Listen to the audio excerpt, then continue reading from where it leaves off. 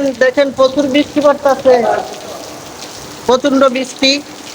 আজকে শনি রবি সোমবার, দেখুন প্রচন্ড বৃষ্টি পড়তেছে।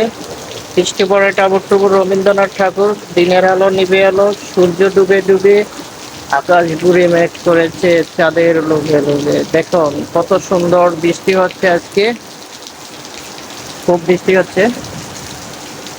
আসলে এখন বৃষ্টির সময়, এই মৌসুমে বৃষ্টি হয় বেশি। এখন প্রচন্ড বৃষ্টি হচ্ছে,